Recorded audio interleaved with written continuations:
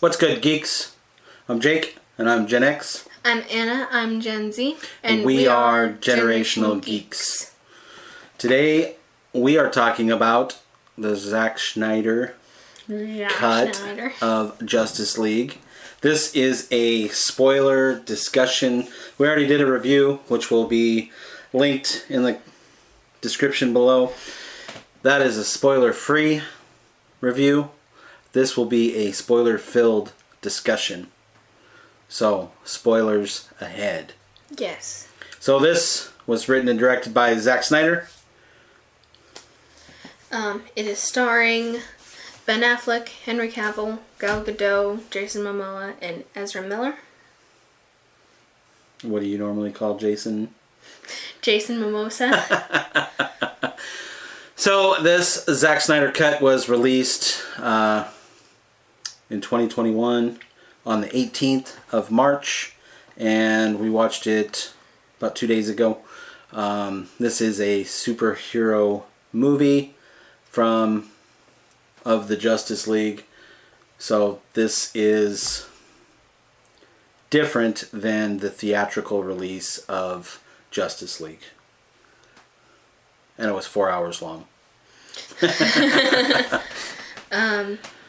To meet the mandated runtime of 2 hours, more than 90 minutes of Snyder? Now I'm messing it up. Snyder's footage was cut from the original theatrical release, but the results still adhered to the basic outline of the plot/story. Yes. It was kind of the same, but different. Very different. Very different. So, rated R for strong violence and language. The theatrical release was rated PG-13. This is action, fantasy, adventure, sci-fi. Basically, Superman, Batman, Wonder Woman, Cyborg, Flash. They're all together, and they are trying to thwart the plans of Steppenwolf, who is working for Darkseid. And I think, if I remember correctly, Darkseid wasn't specifically even mentioned in the theatrical release. It alluded to the fact that Steppenwolf was working for someone, but didn't go into details. So this one, Darkseid actually makes several appearances. And they were good appearances. I thought they did a really good job with it. Yes. So the differences between the two, same framework. Josh Whedon, he had done several reshoots. None of his reshoots were in Snyder's Justice League. And they did reshoots for Snyder's Justice League. They did some editing. They spent about $70 million finishing Snyder's movie.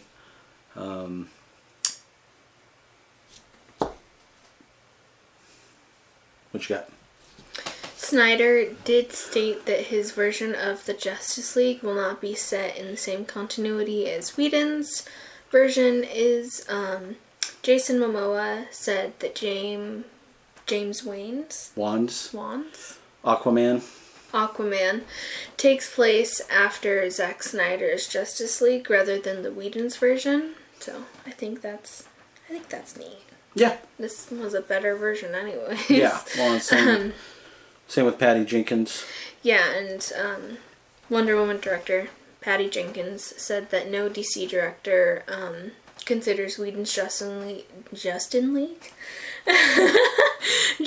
League to be canonical, and that she had worked with Snyder to ensure that Wonder Woman maintained continuity with his film. Yeah, I wish you would have done that for Wonder Woman 1984. Because she can fly in 1984. She can't fly in 2021. Yeah. So, we'll talk about some of the differences. You know, we just wanted to kind of do a discussion, talk about what we liked about the differences. We did watch the theatrical version the night before we watched Snyder's cut. So we'll talk about the differences. We'll talk about stuff that we liked, stuff like that. So first off, I thought that the theatrical release, which we did see in theaters, was kind of all over the place. There wasn't... Frankenstein film. Yeah.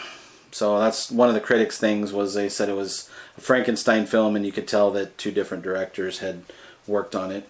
And we go into a lot more detail in why there was a theatrical release versus the Snyder release in our other video, which again will be linked in the description.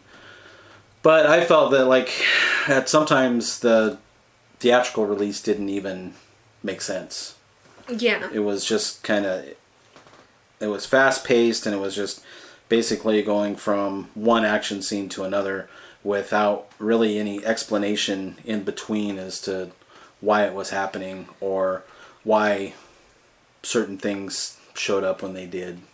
One of the, big things for me was Batman had fought one of the parademons and killed it, and it left like a splotch of blood with the 3 box symbol on the wall, and then he saw that when he was out looking for Aquaman. Mm-hmm. He saw that on a wall in some Icelandic town. So it was just kind of where the Snyder's cut actually went into greater detail and made more sense as to kind of what made the team focus in on the mother boxes. Yeah. Like Dad said, there was the 3 boxes on that wall in that little Icelandic town. Instead of that being there, this time the boxes are inside this hidden cave. A tomb that Wonder Woman you can finds. Unlock with Artemis's arrow. Yeah, and I don't remember, even in the theatrical release, the Amazonians shot the arrow from their town. There's island. Themyscira. To Greece or wherever that temple was at, shrine. And they had that fire that alerted Wonder Woman that there was an invasion coming. And then she goes there, grabs the arrow, sees an inscription, and goes down in a tomb. And the arrow is like a key to get into a tomb that pretty much gives the whole backstory and has a picture of Darkseid and has a picture of the boxes. And in this one, do you remember the Queen's name? Wonder Woman's mom? Mm-hmm. No. Oh. Well, when she's taking the arrow and stuff, it actually explains why the arrow can reach that far. Yeah, because they said whose arrow, it was Artemis's arrow. Yeah, and that scene was longer and it made felt more sense. Lot better. Yeah. The one in the original was just kind of I'm gonna shoot this arrow and couple thousand miles away or something. Yeah. So that was definitely better. I liked that explanation and how they discovered that the mother boxes were a thing better in the Snyder Cut than in the theatrical release. I also liked Flash a lot more in this one. Yeah. He wasn't so whiny. Yeah, in the theatrical release, he had some whininess issues. And in this one, they take out the whininess that I think they were just added to be... comedy. Yeah, and it wasn't funny. It was just annoying. He was more of an annoying character in the theatrical release. And in the first one, Batman coddles him, but that's not Batman's character at all. Right. So. Yeah. I think removing those scenes benefited both their characters. Yeah. Plus, like I said, they had more. So, especially Flash and Cyborg, they had a lot more backstory. They introduced more backstory for Aquaman, but not quite to the same extent. They did add a scene with, I don't remember the character's name, but played by Willem Dafoe, and he was the same character that was in Aquaman, so it was a nice addition. Oh, yeah. Mm-hmm. Yeah. Where he's take your mother trident. Right. Yes. And in the theatrical cut, after Aquaman and what's-her-face... Mara fight Steppenwolf. In the theatrical cut, Momoa's oh, I need you to go get something for me. And then he has the armor and his mother's trident, where in this one, Willem Dafoe's character actually gives him the trident. Yes. And he seemingly leaves it there, but, you know, he obviously goes back and gets it. He's not asking Mara to get it for him. Yeah. And there was a scene with Steppenwolf where Mara started pulling the blood and the water out of his body. That was pretty cool, because they didn't show that. She, like, made an air bubble and then started pulling all of the because that's like water and blood out. One of her powers is being able to manipulate and basically kill people by removing the fluids from their body. And she starts to do that, and Steppenwolf reacts to it and gets her away from him. It actually slows him down. Yeah. Unlike in the theatrical release, where people did things that, like, didn't slow him down, but they kept doing it over and over again. Yeah, so... knowing it didn't slow him down. The fights with Steppenwolf were a lot better because, like, it actually showed the use of strategy and actual fighting techniques against Steppenwolf, especially with the Amazonians. You know, with the Atlanteans, they talked about strategy, but then when Steppenwolf showed up, Mara seemed to be the only one there. All the other people were gone. Yeah. Well, he, like, blasted them away, and they never came back. Yeah. So, and it was really cool when the dome or... yeah, thing on the thing that the mother box was in fell off the cliff and, like, in a landslide, and that was really cool. Where in the theatrical release, Steppenwolf just kind of, like, breaks through the wall, where in this one, the whole freaking thing falls in the ocean, and it takes some time, but he eventually comes out with his parademons. Yeah. So it's that was pretty cool. Because I think it also has something to do with the rating, because, like, it doesn't show anyone being killed, but there's a ton of people in that tower, so you know that if it fell that high into that type of water, they would all die or be crushed or something. And then there were like rocks falling on top of it after it fell. Yeah. So it was buried. That was a lot better. And Steppenwolf looked way better. Oh my gosh, yes. And then I really liked that they changed or kept, or however you want to phrase it, but in Snyder's cut it shows Darkseid coming first and fighting. Yes, in the scene, it's kind of like a flashback, scene where it's the Atlanteans, the old gods, the Amazons, the protectors of man. When it shows them coming together to fight Steppenwolf in the theatrical release, instead of fighting Steppenwolf, it's actually Darkseid himself. Yeah. And you get to see Zeus, and you get to see Ares. And... well, they say who they are. Yeah, they say who they are. Because in the theatrical release, they're just like old gods, and it shows some people that you kind of assume. You know, I knew that was Ares, and I figured, well, in the first one, I didn't know that was... Zeus. No. Artemis. But I knew it was Artemis just because she had a bow and arrow. Right, but in this one, it kind of makes it obvious that it's Artemis just because it was Artemis's arrow that they used to light the fire.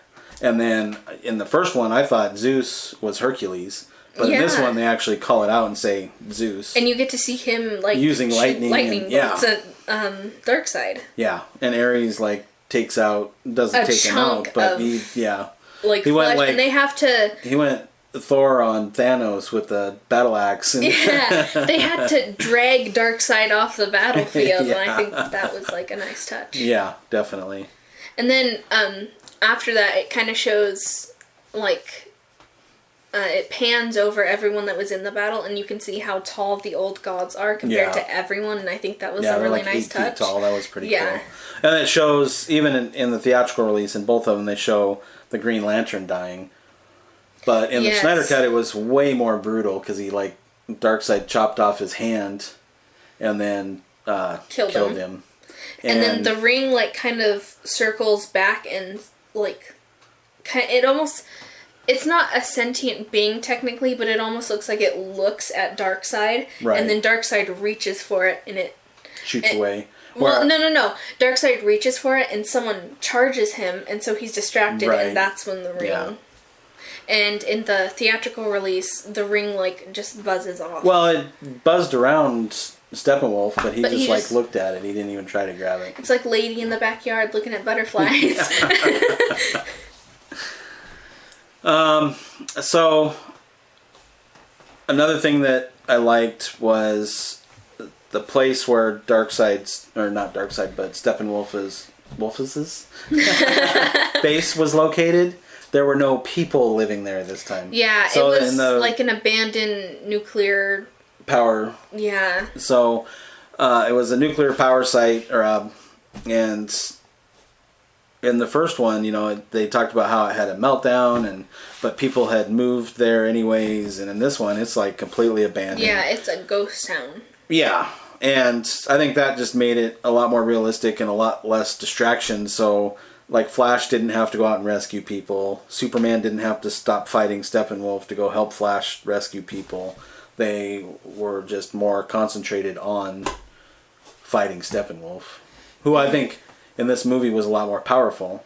But then on the flip side, it seems like Superman was that much more powerful than Steppenwolf because he was more powerful than Steppenwolf in the theatrical cut, but it made it seem like he could put up more of a fight against Superman. Mm-hmm. Where in this one, it was just like he tore him a new one and, laser faced him and cut his horn off. And in this one, it's kind of like his own narcissistic nature got the best of him, because once he took down Aquaman and Wonder Woman, he kind of thought that he had it in the bag, and so he got super cocky, and that's when Superman came and laid the smackdown.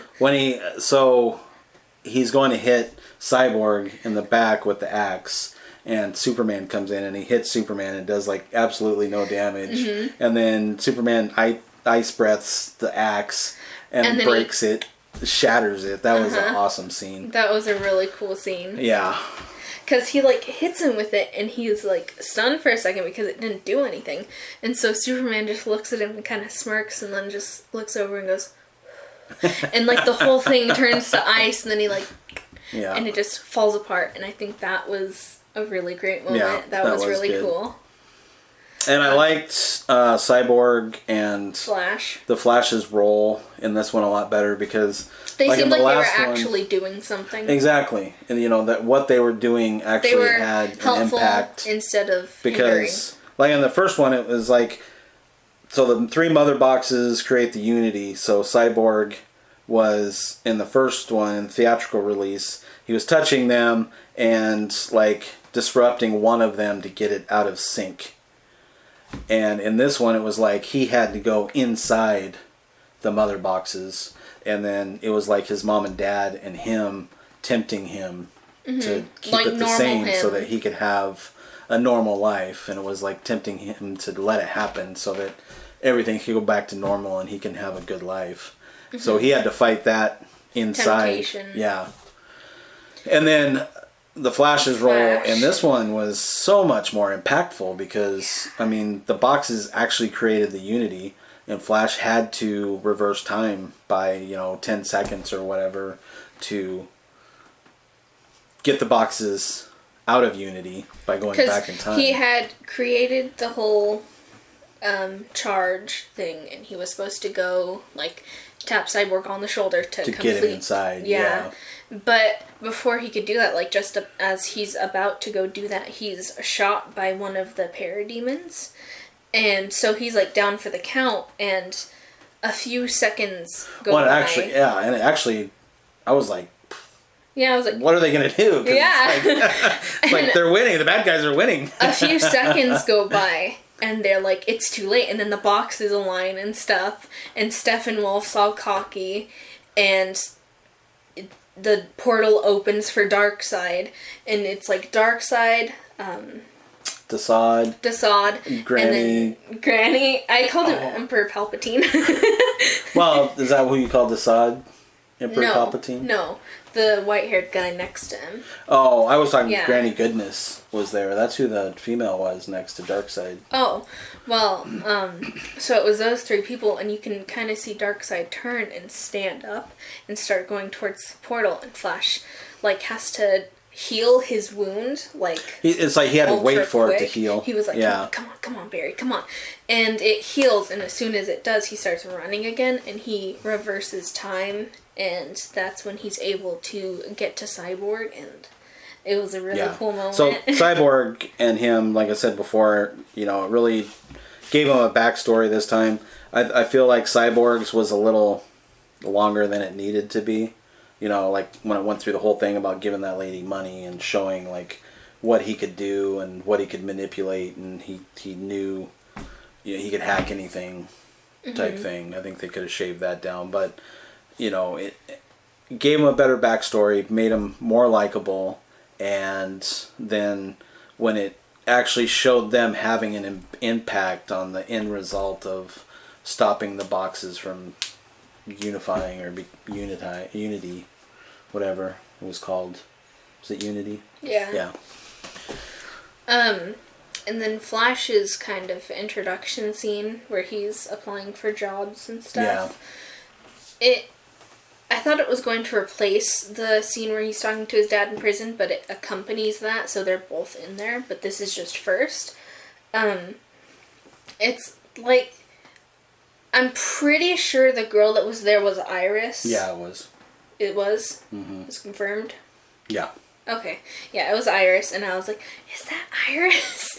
And Dad turns to me and he's like, but, like, that was one of the moments that kind of drug on and on and on because... Like the scene where he rescued her? Yes. Yeah. Where it's all slow motion, and it's like... It shows her not only hitting the truck, but flipping over, and then there's like a shared moment between the two, and then he grabs a hot dog and sticks it in his pocket. Even before all of that, the whole hamburger falling down inside the truck. I mean, they had a slow motion of a sesame seed. It was like an up-close sesame seed. I did like that when he started to use his super speed, though, his shoes kind of like disintegrated because he turned around so fast. That was really cool. That was cool. I did like the fact that there was no non-stash on Superman's face. So Henry Cavill was shooting Mission Impossible Fallout during the reshoots for this. So he had a mustache for that movie. So he couldn't shave it off. So they just like digitally covered it up or removed it or whatever. But it just looked awful. So there was none of that in this, which I really appreciated. I did like seeing Martian Manhunter. Yes. I thought that was a good addition. I didn't necessarily care for the scene that he had with Lois Lane. Yeah, that was kind of strange. It was just weird that they have this touching moment, and then all of a sudden it's Martian Manhunter.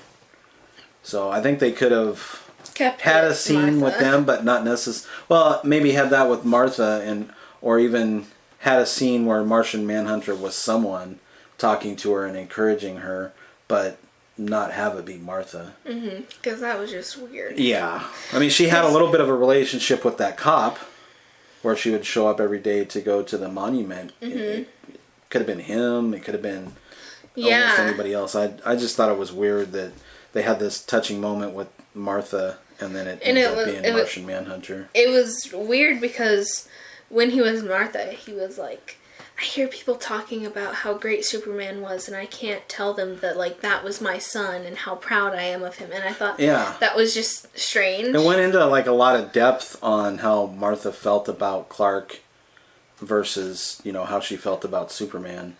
And then for it to be Martian Manhunter, I feel like it took away from it, I think. Yeah, that's what I was going to say. Yeah. It kind of ruined the sentiment that it held before we knew that it was Martian Manhunter. Right, because that was because Lois, like in the theatrical release, she still worked for the Daily Planet. She had just kind of taken a lesser role. And in this one, she didn't work there. She completely quit. And, Martha's encouraging her basically to go back to work and to honor Clark's memory and all that stuff. And it was a touching moment. An emotional, touching moment. And then, like, she walks out into the hallway and turns into Martian Manhunter. And it's like, oh, well, that just kind of takes you out of the scene. Yeah. I did like the fact that the Martian Manhunter was, I don't remember the character's name, but it was a general from Man of Steel. So it was a character that was in Man of Steel. So Martian Manhunter was in Man of Steel. Yeah. To a certain extent. Yeah, But I did like when Martian Manhunter came back and had a scene with Bruce Wayne. Yeah. That was cool. That was neato. Yeah. And then I did like, it was strange, but I still liked it. You know, the last, well, I guess it was part of the last scene. It was Bruce's dream, where he's talking to the Joker and stuff, and it implies that Superman has killed Aquaman and Harley Quinn. Right, and... but I don't know. No, Bruce or Batman killed Harley Quinn. Well, he said when she was dying in my arms. That doesn't mean he killed her. That true. Just means that but he it held doesn't, her while she was So dying. it shows Superman holding a charred body with Darkseid standing over him. And he has the black suit on. And it doesn't say how Lois died. They kind of imply that maybe Joker is the one that killed her, maybe? Yeah, because I mean, that's what they did in Injustice Gods Among Us, and that's what threw Superman over the edge in that.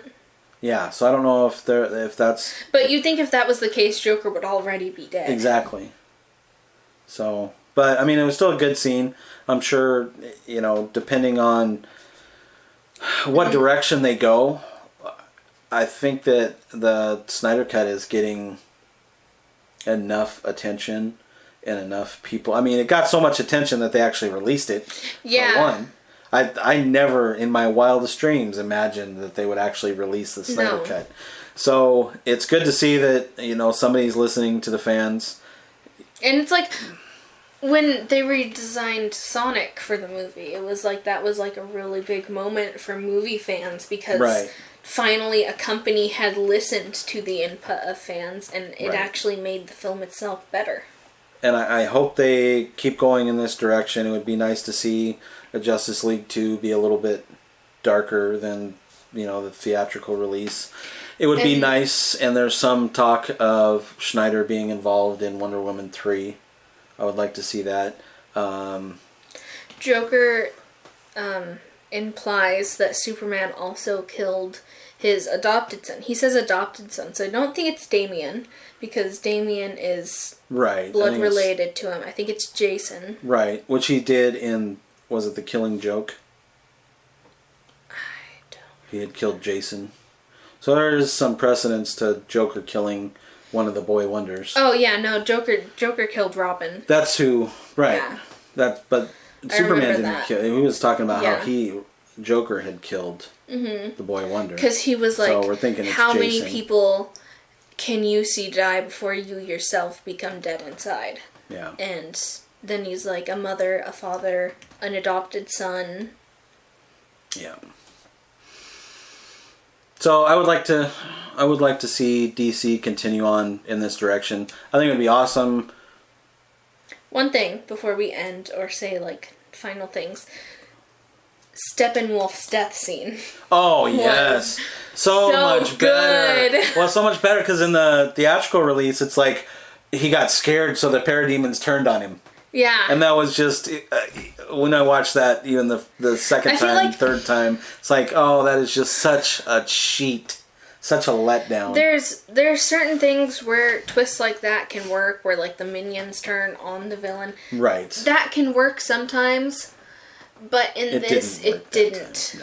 No. But the way they killed him off in this one was so good. Yes. So Superman punched him and then chucked him back through. I think they're called boom tubes. Yeah. Yeah, and he was throwing him at Darkseid, basically. And on the way by... out of nowhere, there was no lead up to this. It was just like, there.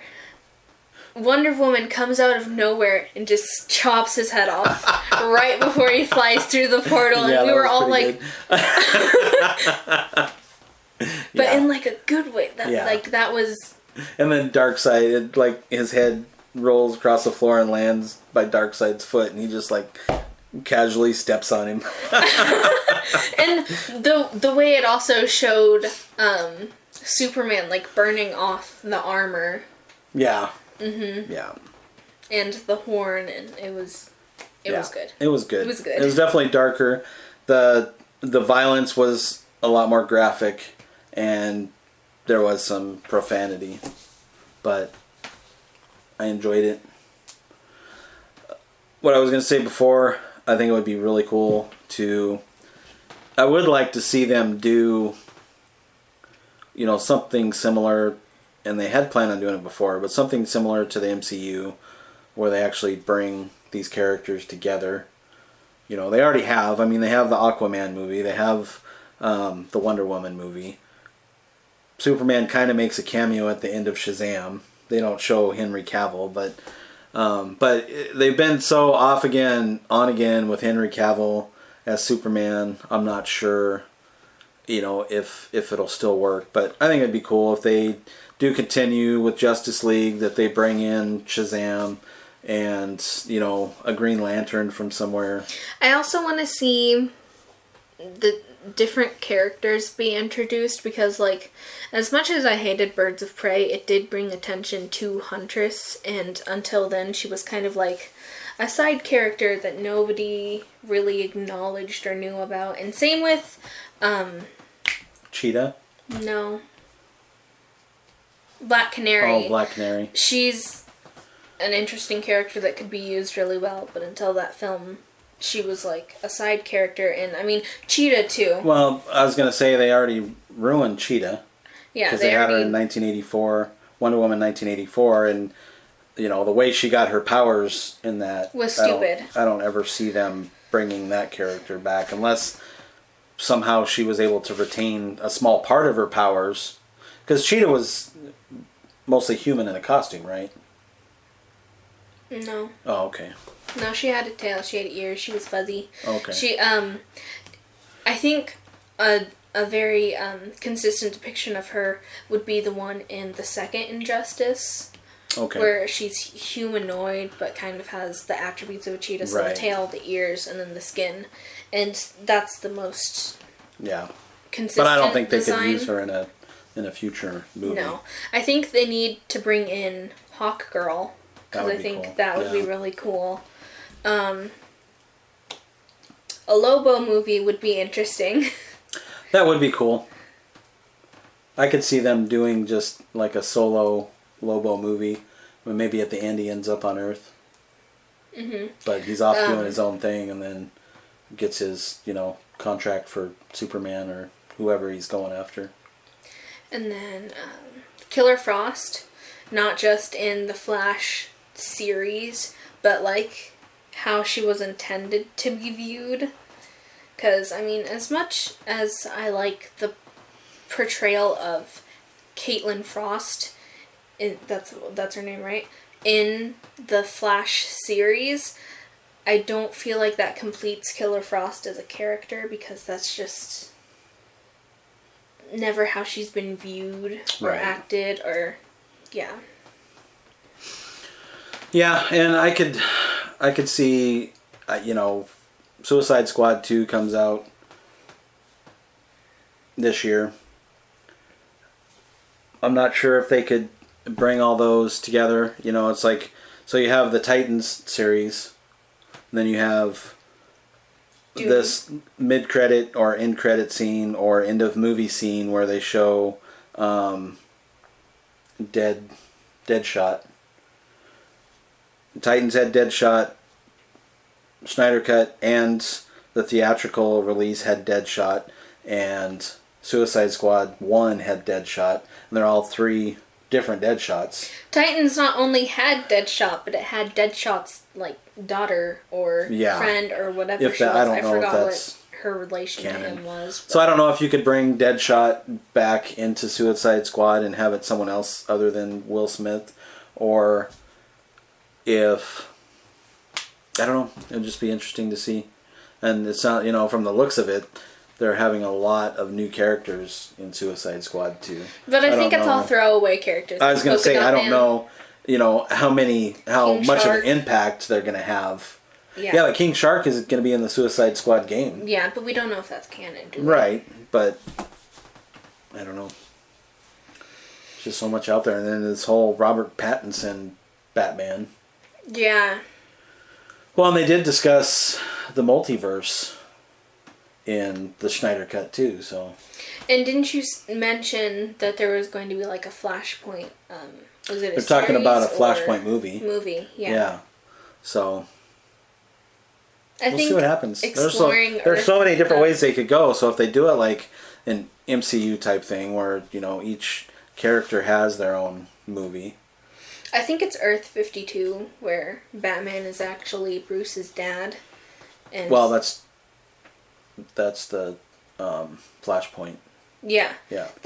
I want them to explore that more, Well, because I think if they do a Flashpoint movie, I think they will. Yeah, that was because they're talking about very Michael interesting. Keaton, who was the first Batman in 1989, being in the Flashpoint movie. So Can't think of any other side characters. Well, I mean, there's tons of Robins. I want them to introduce Damian. That would be cool. Because, like I said, he's actually related to Batman by blood. So. And Ra's al Ghul. Mm-hmm. Catwoman needs to show up more. I think that'd be cool. They need to do something with Poison Ivy, because I think the concept of her character is actually... Yeah, I think if they did it right, Poison Ivy would be... And I would like to see a good portrayal of Bane.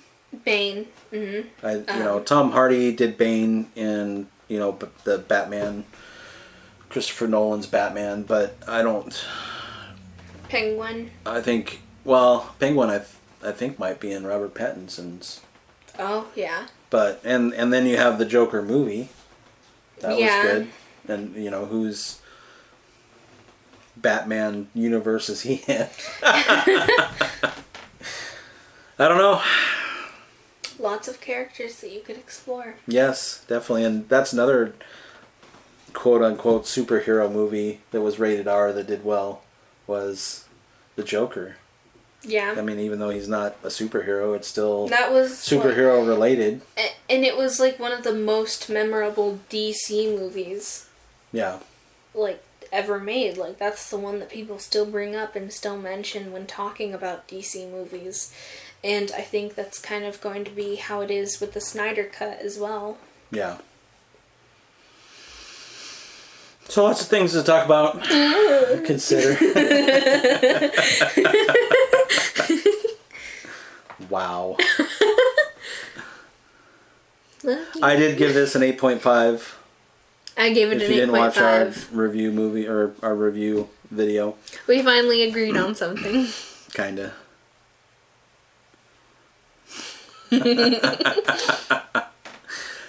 Like, comment, subscribe, share with your grandma. In her book club.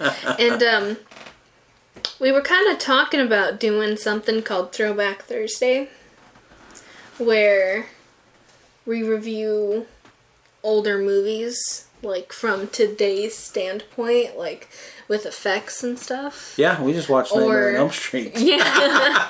Or where we could stream older games and have a Throwback Thursday. Yeah. That's TBD. Discussion for another video. She just likes to bring up random stuff in our videos. Hey, this wasn't random. I was planning on bringing it up last video, but I forgot. Well, that's pretty random. Because this is specifically for spoiler discussion of Zack Snyder's Justice League. Yeah, you're talking randomly about, we're just going to start reviewing old movies. This end time is for us to explain things going on with our channel. Well, stay tuned. Yes. This is TBD, and we will discuss it more in one of our general discussion videos coming soon. No. Did you watch the Justice League Snyder Cut? What did you think? And who do you think they should add if they do Justice League 2, especially if Zack Snyder's involved? Let us know in the comments. I'm Gen X. I'm Gen Z. And we are Generational Geeks.